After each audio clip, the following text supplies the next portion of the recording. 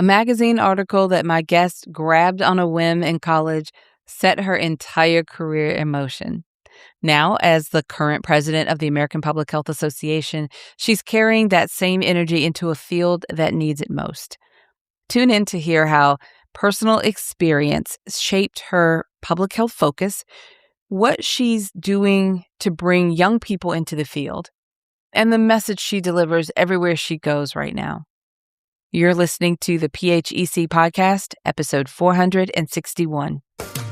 Welcome to the Public Health Epidemiology Conversations podcast, where we have honest conversations with public health professionals who are creating meaningful impact in communities around the world. They know that the field of public health touches everything. I'm your host, Dr. Charlotte Hughes Huntley, and today we're exploring the fascinating journey of our guest and diving into another conversation that bridges different perspectives with the practical wisdom you need to fuel your impact. Greetings, everyone, and thank you for joining me on this episode. My name is Dr. Charlotte Huntley, and I lead an epidemiology consulting firm that supports large nonprofit organizations and community health foundations. We specialize in a variety of community assessments, workshops, and trainings, ultimately helping our clients communicate their health information in plain language to their community partners as well as the broader communities they serve. The support that we provide often falls in category of strategic planning or sometimes capacity building. It just depends upon the needs of our clients. Please reach out to us through our website, drchuntley.com. We'd be happy to meet with you and explore how we might be able to support your organization as well. Links will be provided in the show notes.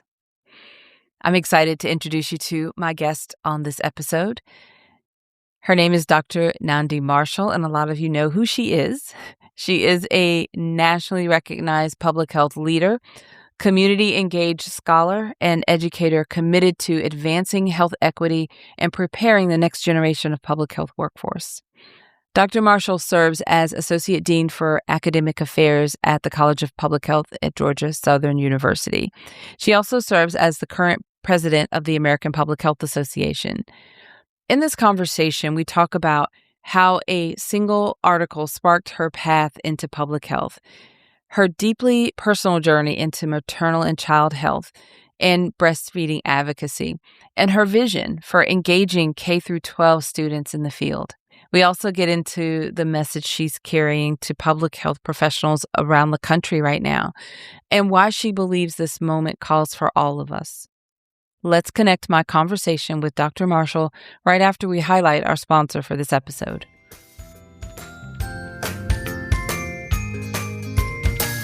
Public health is about connection, and now you have a space built just for that. The PHEC Podcast Community app is where public health professionals come together to collaborate, share ideas, and support one another. Inside, you'll find exclusive events like Power Hour, which is our virtual co-working event. It helps you connect with others and boost your productivity. You'll also have direct access to conversations with other public health professionals from around the world, and even guests from previous podcast episodes. We're more than a podcast. We're a thriving community. Be a part of it. Download the PHEC Podcast Community app today and join us.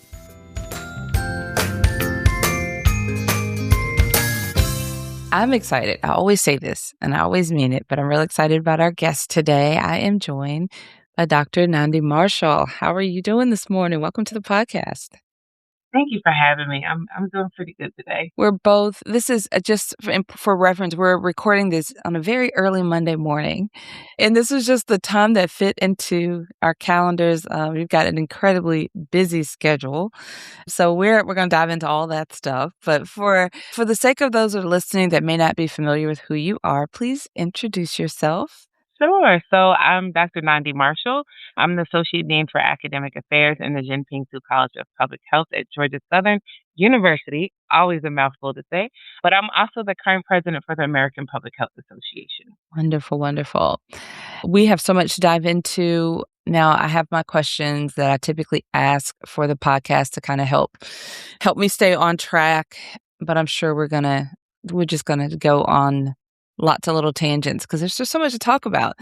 Before we talk too much about what you're doing now, I always love to kinda roll back time a little bit and talk about how you got here. So, one of my favorite questions is, do you remember when you first learned about public health or first became interested in public health? Yeah, absolutely. It's so funny because when you said that, it made me think about that movie Brown Sugar when he fell in love with hip hop. And then but the crazy thing is that I literally remember the exact I wish I knew the date and the time. Like, that's how clear it is in my head. So, I've always been around public health and medicine. So, my dad, was an emergency medical doctor in public health, but I wasn't necessarily interested in public health.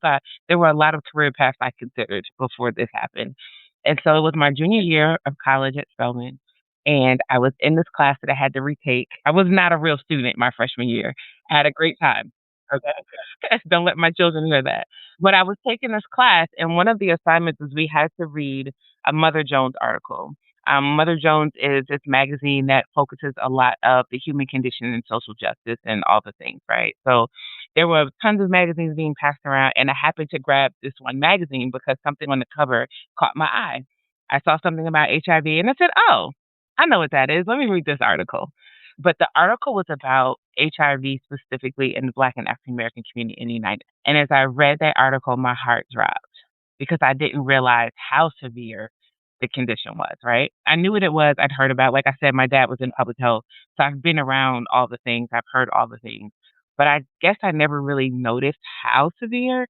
So after I did the assignment, like we had to write a think piece and sort of talk about it and all the things. So after I submitted it, I went to my dad lived in Atlanta at the time. Actually, he was the health director for the Fulton County Health Department. And so I remember going to his house and I said, "Dad, I need to talk to you. I've read this article," and I explained the article and I said, "What can I do about this?" I was like, "I feel like I need to do something. Like I'm supposed to be doing something." He's like, "Well, tell me what you think needs to happen." And so I just started spitting out all these ideas like, "Well, I feel like people don't even know this is a thing. They don't realize that they're a risk. And I want to educate people," like going on and on. And he said, "Well, it sounds like you want to be a health educator." He said, "Why don't you look into health education as a career and see if that's something you're interested in?" And then once I did a little research, we talked about pathways to get there. And one of them was going for a master's in public health. And so, like I said, I was a junior in college. At that point, one, Spelman didn't have, I think they still don't have a major in public health. I did find out that Morehouse had a minor in public health. However, by the time I found that out, I was a senior and I said, I am not staying here extra time. Right. So, what I did was I found other ways to sort of supplement the information and the experience that I didn't have. So, I did start applying to MPH programs, but there was an organization in Atlanta called Aid Atlanta and they really dealt with prevention, education, and management of HIV and AIDS. And so I asked them if they needed an intern, and they said, sure. So I literally spent my entire senior year working with them.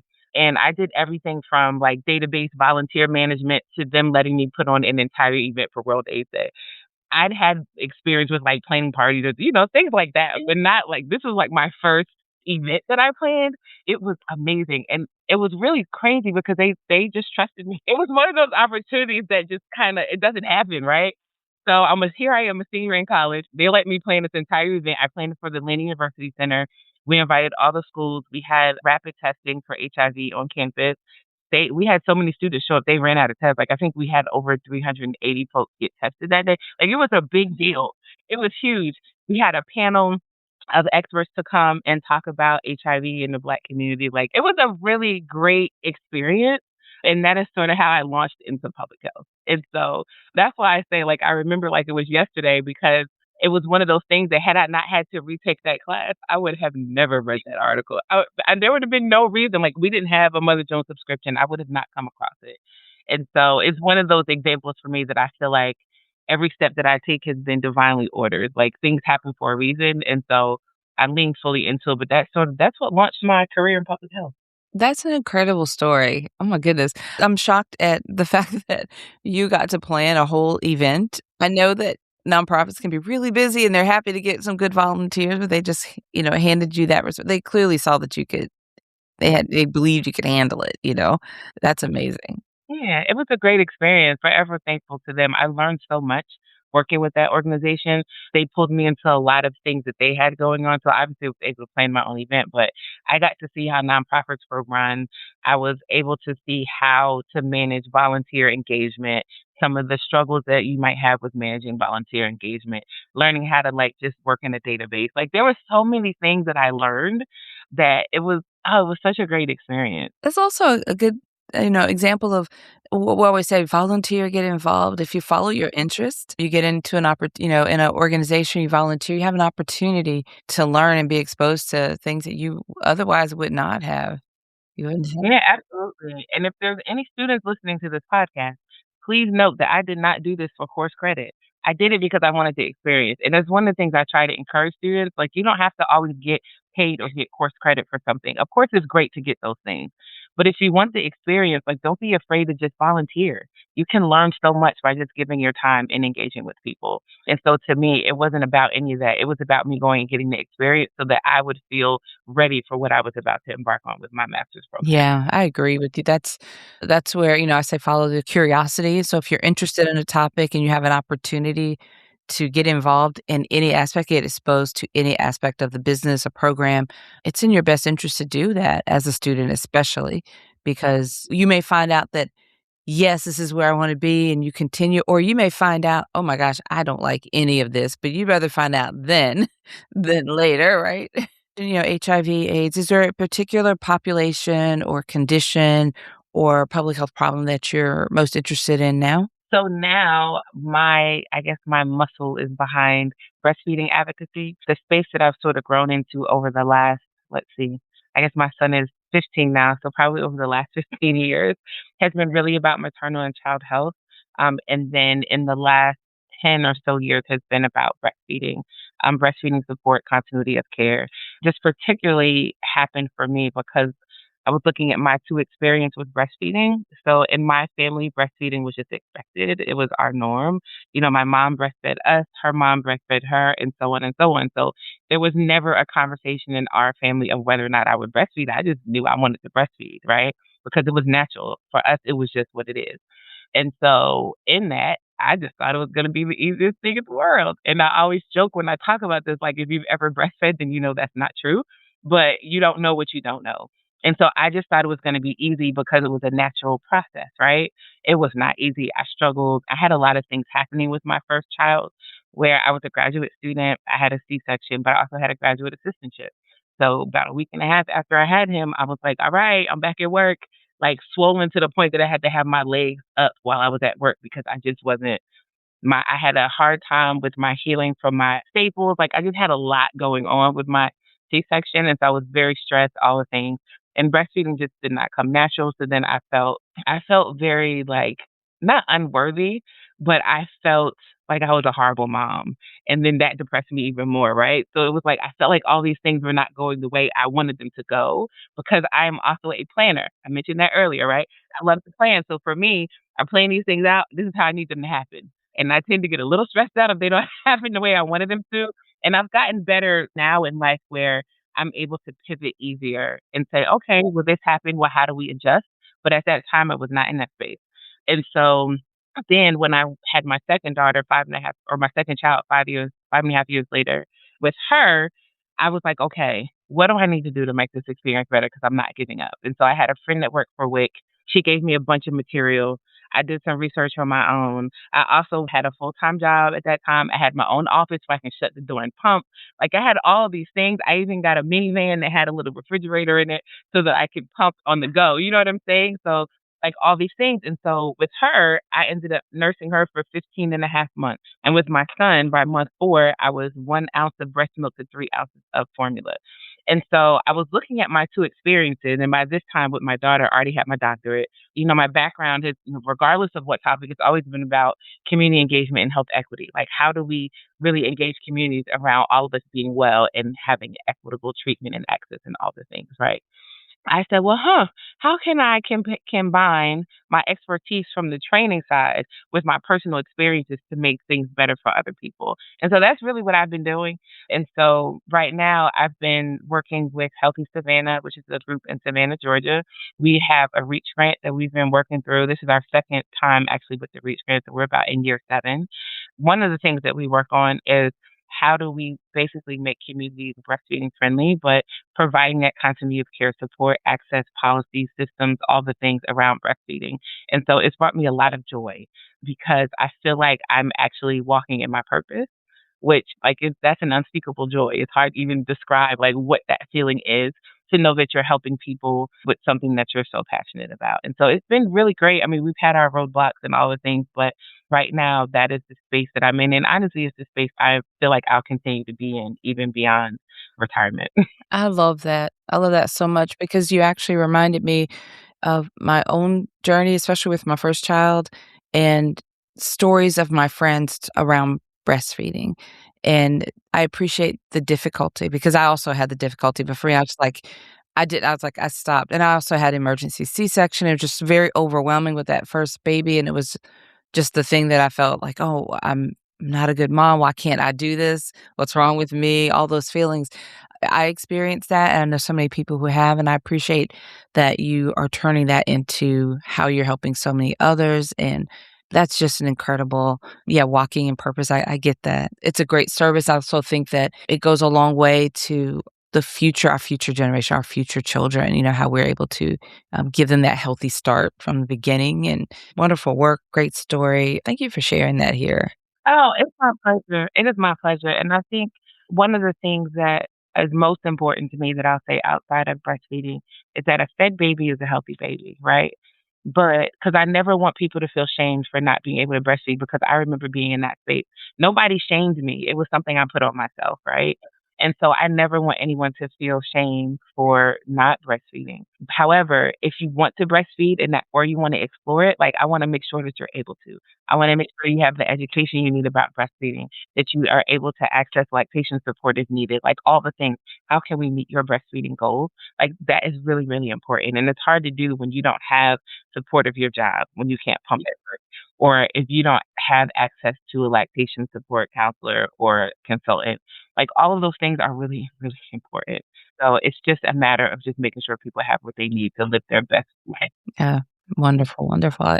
We have to follow up on that in the future because I'm actually thinking of a few people that I wanna connect you with based on that story, so wonderful. Now, considering kind of fast forwarding a little bit more to where you are now, tell us again what you do. I feel like you have like dual roles. I know you have your work at the university, but you also have this role as president of APHA.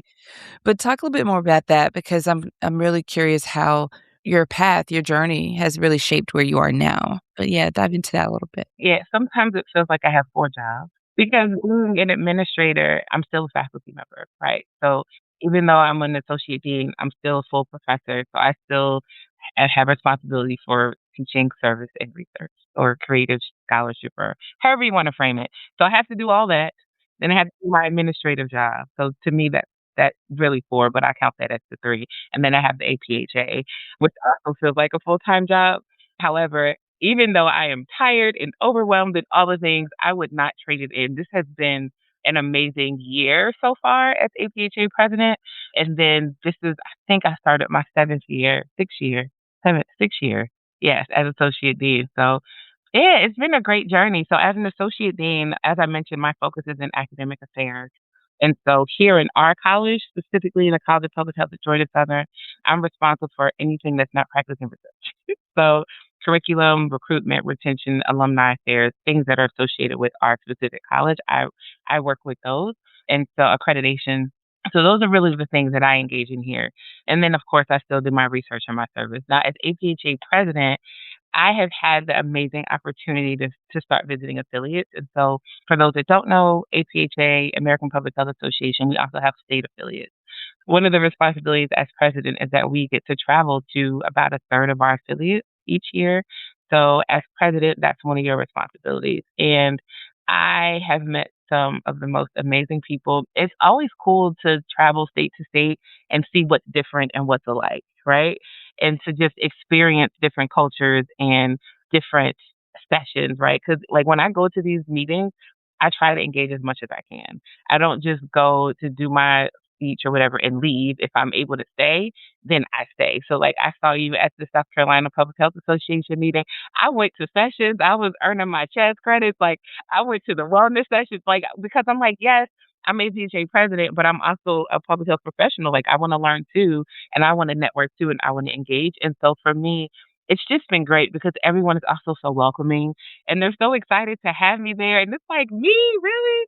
But it's been such a great experience. And so I get to do that. I got to kick off my presidential year. We had a walk up in Washington, D.C. after the annual meeting where it was like a march for public health or a march for the public health. It was awesome. Such a great turnout. Like, even though I knew people would turn up, it was different actually seeing the people there and the signs that folks made and the energy that was up on the wall. Like, it was amazing. And so I got to MC that. So I get to do things like that too. For last week was National Public Health Week. So I got to go to DC and kick off National Public Health Week with APHA. And we had a webinar and a great panel of folks. So I get to do these sort of small things. I get to be on podcasts.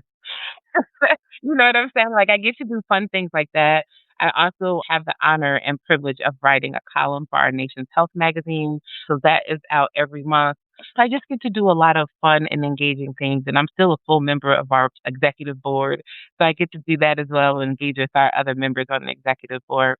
But it's really great because one of the pieces that's been really important for me is that as I'm doing my talks or my speeches or keynotes or whatever you want to call them, even whether it's 10 minutes or whether it's an hour, one of the pieces that's super important to me is that I try to provide some sort of encouragement because I think a lot of folks, like on a typical year, folks have burnt out, right?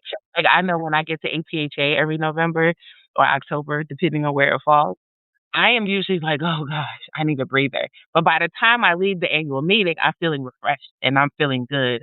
And so for me, it's like, even though I'm providing encouragement to other people, I also feel reinvigorated every meeting because then I have people coming up to me like, "Thank you.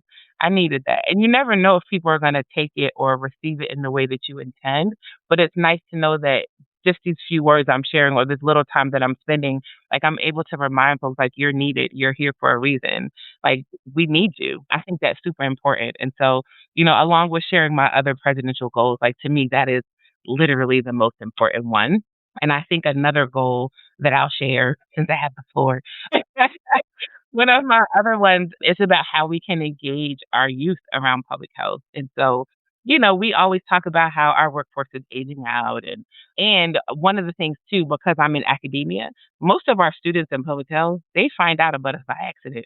Like even though I knew public health was a career, I never considered it for myself until I had my own experience with it my junior year. So a lot of times we get students sophomore, junior, senior year, like, oh, I didn't even know there was a major. I thought there was only a minor, or I don't even know what public health is. And so for me, it's like, well, how can we engage our K through 12 students around public health? One, yes, as a viable career option. I think that that is really important. Like the same way we talk about the mailman, the same way we talk about doctors, right? Public health should be in that conversation, right? But then the other piece of it that is actually even more important for me is how we can sort of raise our children with a public health lens.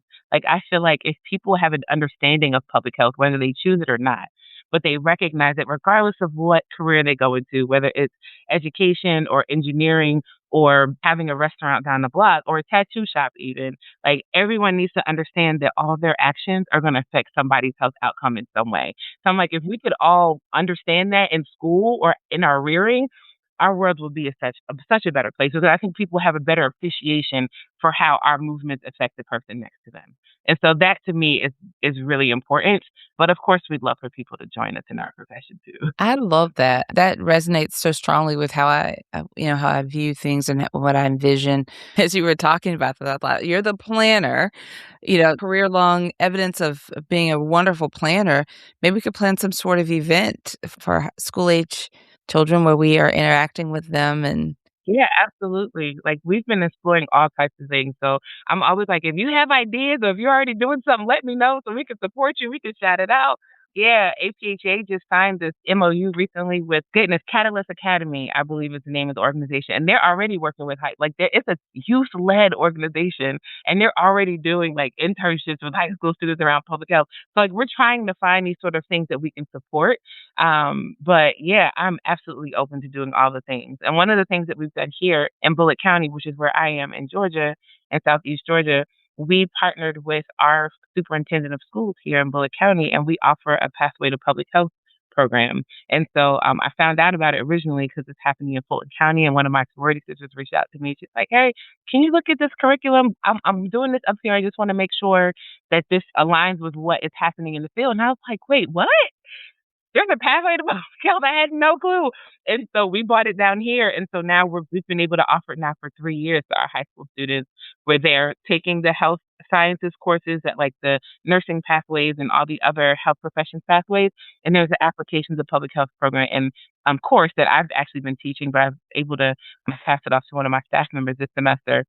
But it's been really cool to engage with high school students around public health. And again, it's like even if they don't choose public health, they're learning about public health and how that can apply into their professions and their lives. And, one of the things that we have them do as an activity is like a miniature photo voice activity where they're looking in their school or in their community, looking for some of the health issues or concerns, and then talking about what we can do as a community to address them. So, like, these high school students are looking at health issues and trying to come up with community solutions. And so to me, like, it's just been really rewarding and a great example of how we can do something like this. There's been so many new programs, new meaning, from speaking generationally here, but even in the school system right here close to me, there's a public health program in the high school where, students can go and do these different trades like cosmetology or nursing, like their LPN. Well, they have a public health option as well. And it is supported through the University of South Carolina. I guess their staff and interactions and probably the Department of Public Health as well. But I was just happy to see more and more, but there's still an opportunity to definitely increase that presence, and I'm all on board for that. Okay, so let me get us back on. That was a great rabbit trail, but very important to dive in and covered a lot. You also, I liked how you really touched the affiliates and the difference. I've only gone to two different affiliate conferences, so South Carolina and then also in Florida, and I definitely understand that, like, that niche community feel, and there's a hyper focus on what is pressing and interesting or important or significant to the community, that state or that affiliate. So it does differ, but I think that's also something that I've noticed in just the two that I visited. So I can imagine with as many as you visited. I'm going to add this in here because, and it didn't kind of plan, but I think you're fine with me adding in extra because of relevance. Like you mentioned how it's important, the encouragement, your goal of trying to encourage, people wherever you go and you speak, and that feeling of getting plugged in at the annual meeting. I definitely relate to that. I get that. And, you pour into people there locally and then they get fed at the same time. We're talking right now, this is April 2026 at the time of this recording. 2025 was just a really rough ride all the way around for anybody, everybody, really beyond public health, but especially public health. I remember kind of speaking right before the elections, like at the end of 24, and talking about regardless of the outcome, we have a lot of work to do. I don't think anybody was prepared for what happened in 2025. And here we are now in 2026, and we are doing work. This is a really important election year. There's so much that we're focused on, we need to do, and so much is broken and all those things. But kind of putting all that into context of kind of where we are, how do you encourage people and what do you say to people when you are, traveling around and you're speaking in all these different, public health arenas where you've got a group of tired workforce, but people, they're still showing up to do the work, very passionate to do the work. Just where we are right now and what we have to look into this year. I'm putting a big question in front of you, but I just would love for you to, share what your thoughts, anything that rises up for you around that. So there's a few things I try to remind folks of or try to introduce them to or give to them to consider. The first is that this isn't the first time that we've seen struggles of any kind in this country, right? And so I try to remind folks that we can come together to make change. And I know that sounds very simple, but sometimes simplicity is all it takes, right? Like we've seen the civil rights movement, we've seen voting rights movements, we've seen LGBTQ plus move, we've seen all the things, right? Change can happen.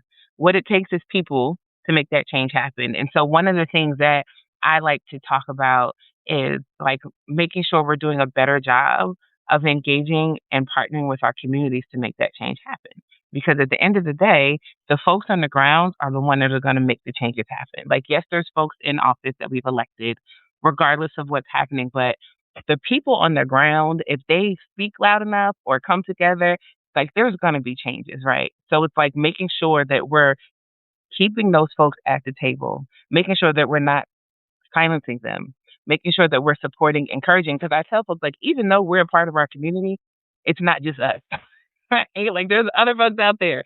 And so that's one of the things that I talk about. But I think to one of the bigger pieces that I gift to folks is just exactly what I said earlier is that, we were all created for such a time as this. Like that's even the name of my presentation is for such a time as this. And so I talk through what's happening in the state of public health. I even talk about how we need to engage communities. I talk about what APHA is doing, but the way that I end every single presentation talk, again, whether it's 10 or 60 minutes, is that I tell people, you're here for a reason. You are needed right now. That is why you are here. That's why you're in this room. That's why you're in this space. That's why you're in public health right now, is because you are needed. And so, like, don't give up. Keep working. Let your impact speak for itself, regardless of what we have to call it, right? Because there are states that can't call the things the things. But I often remind them that we haven't always called it health equity. So don't give up or try not to let it defeat you because you may have to change what you're calling it, regardless of what the next state is calling it, right? But the biggest piece is that like we're here for a reason. And I try to encourage and uplift and remind folks like you were created for now. Do what you need to do, be in your work. But the other piece that I also try to remind people is to make sure they're also taking care of themselves. Because I think public health folks, we are very selfless as a profession, right? Of course, whatever, but as a profession, we care so much about everybody else and trying to help everybody else be healthy that we aren't necessarily pouring into ourselves. We're not taking the rest that we need, right? Like there's a account on X that I follow. It's really weird saying X and not Twitter, but there's an account that I follow and I think it's called like Rest as Resistance. But that rest is important. Like, don't feel guilty for taking a day off if you have to. Don't feel, you know what I mean? Like, whatever it takes for you to be your best self so that you can do the work that you need to do needs to happen. And so, yes, we need to work with intention. We need to make sure that our impact remains, but we also need to make sure that we're taking care of ourselves because someone who's tired or has an empty cup cannot do what they need to do, right? And show up for yourself and your family. But for me, those are sort of the biggest things that I try to talk about is just remembering that there is a way, like there's that other side. Don't let your anger and your frustration and even honestly the scary times stop you from moving forward. We will find a way out and we'll do it together. And I think the other thing too is, we a lot of folks ask about our public health system and, we talk about how CDC, like all those folks that were arrested, just HHS in general, and a lot of things that we're seeing happen. And it's like our public health system wasn't the best in the first place. But at least we had something that was getting resources to folks. Like there were some changes we would love to see. So one of the things I tell people is the best thing about all of this and having to potentially start over is that we can create what we need it to be. We can get our partners together and we can create a system that's actually going to work for the people that we as public health folks are thinking it should be serving, right? And so to me, that's the other side. Like I guess the silver lining is that now, okay, in addition to some of the other pieces, like how can we build this system to make sure that it's working for all people and not just some people? It's amazing. That's so important. And, I've often talked about that, how we have to we need to take care of ourselves first. And like you said, to that point, it's not how we're geared as public health professionals. And a lot of us, that's how we are personally as well. But we have to, that whole saying, you can't pour from the empty cup that comes from our, generations and generations before us. But it's so true and it's important right now. And I like that extra accountability piece because I'll sometimes say, "This is what I'm doing and how I'm gonna take care of myself," and ask me about it. When you see me, ask me how that's coming along, ask me that accountability piece is good for me to make sure that I'm doing that to really prioritize and take care of ourselves. Thanks for that, and also that, reminder of how we've gone through really tough times. This is a tough time. We will come to this together, and that community reminder, that is to my core, that is such a strong belief. We were in South Carolina, you got a real taste of how I feel so strongly about community and, led that panel with community voices and invited, members, leaders of communities that, are very percentage-wise, make up a very small percentage, but that does not take away the impact and the strength and the power of that voice and those voices. So holding, those spaces and really being in community and not being there, like, this is what we think you should do. Because I think sometimes our tendency, and we were well-meaning, we want to fix it and then present it, but we can only fix it with the people that, we're all in this together. So that's just a really great encouraging points and reminders too. I think helps us to kind of exhale and take some of that pressure off that we don't have to fix everything. We fix it by being in community with others. We're all in this, we're living this, walking this together. So love, love, love that. I've enjoyed our conversation and we have gone down some really nice pivots and twists. It's been fun to hear more about your journey and learn about you and to learn about what it's like to be president of APHA. So your term ends at the annual meeting in November when we go to San Antonio, right? It does. And so we will do the exchange of the gavel at the closing session, but I will have the opportunity to speak at the opening session. And I'm super excited about it because not only am I just enjoying being president, but I'm also our youngest ever elected president of APHA. And I'm also our first legacy president of APHA. So my dad that I spoke about earlier was also a past president of the American Public Health Association. So it's been really cool to, again, kind of walk in his shoes, even though it was unintended on my part anyway. Obviously, it wasn't unintended by on part of the universe because I'm here. But it's been a really great experience to kind of see and experience some things that I know my dad was able to experience. And of course, to like meet all these people who are like, oh my God, I loved your dad. I did a talk at Morehouse last week. And, again, my dad was working in Atlanta for a long time and even was at Morehouse for a little bit. So all these people came up to me. There was a nurse from the Fulton County Health Department that worked with my dad. I ran into a nurse that worked with my dad at the hospital's ER he ran in Newark, New Jersey, like back in the 80s. So it's been really cool because I meet a lot of those people too. And like this is the first year that I'm able to talk about my dad without like crying. So my dad passed away almost 4 years ago this July. And so I am thankful because I'm able to enjoy those moments that people come to me and talk to me about my dad and I get to smile and like think about the memories and the impact that he's had on public health versus being sad all the time. So it's been really cool because I'm glad that this, even though I always joke with folks and say, why did I have to end up being president this year because of all the things we're going through? Like I could have waited, but it's come at a right time because I feel like I'm able to enjoy all aspects of it, especially the pieces and the memories of my dad. So it's been a great journey. Yeah. Oh, I can appreciate that, and I really look forward to hearing your speech. I'll be there, planning to be there. But, I look forward to that and the heart connection to just everything that you're talking about as far as legacy and honoring, his path and what he did led you to where you are and the things that you're doing, how that's impacting your children and continuing on. And your sister is very involved in this work. And do you have more than one sibling? So I have my sister, my older sister, and then my dad, when he remarried, his wife had two. So I have two step siblings as well. Actually, my sister, she's in public health because we know public health is like public health. Right? It's not just the health departments in the CDC, but my sister does work in equity and social justice, but more through the art and community engagement. It's not what people would say is traditional public health, but she is absolutely public health. And so I'm super proud of all the work that she's doing over in Memphis, Tennessee. And so it's been great to watch her as well. She's like I guess one of my heroes is the easiest way to say it, and someone that I totally look up to. It's just been a joy to watch her create her own lane, but still like live her life and clearly see that she's been influenced by my mom, who was also who used to work for the state of New Jersey as Deputy Attorney General. So she represented children in diapers. And so having both of our parents work in equity and social justice, and then to be able to see how we've created our own lanes, but still working through the lessons of our parents, like it's just been awesome. It's amazing to have her as like a partner in life. So it's been pretty.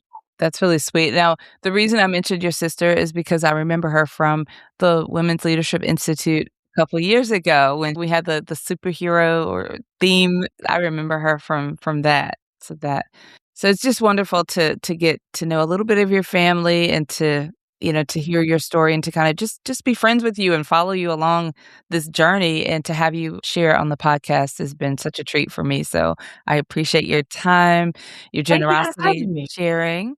Yes. Is there anything you want to add before we officially close out? Let's see. The only thing I will add is that if you can come to APHA in San Antonio, come have a great time with us. We'd love to see you there. I don't think this will be out before the Policy Action Institute, but in case it is, that's in June. But other than that, no, I think the biggest thing is to just keep doing what you're doing, stay encouraged, and come follow me on LinkedIn. Yeah. We'll make sure to have all the links, and I'll share with that on our show notes page. I'll tell everyone how to get to that in just a moment. But yeah, thank you so much, Dr. Marshall, and I look forward to keeping in touch. Yes, absolutely. Thank you again for having me. It's been a pleasure.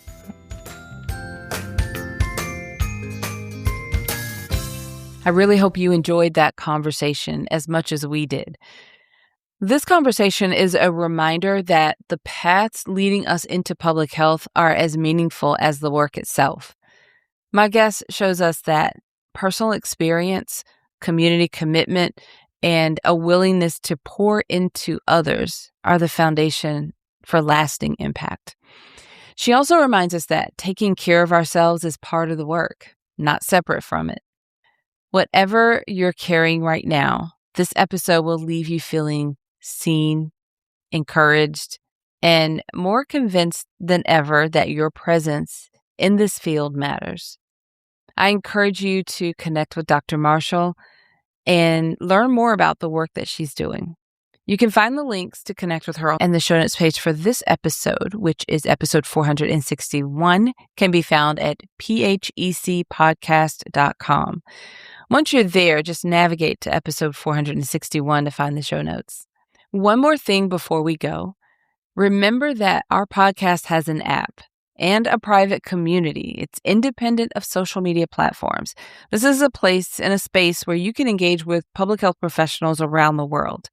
In addition to being a part of this amazing community, your membership supports the production of this podcast and episodes just like this one.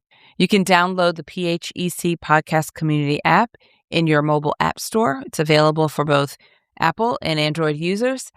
You can also visit phecpodcastcommunity.com to join the community on desktop.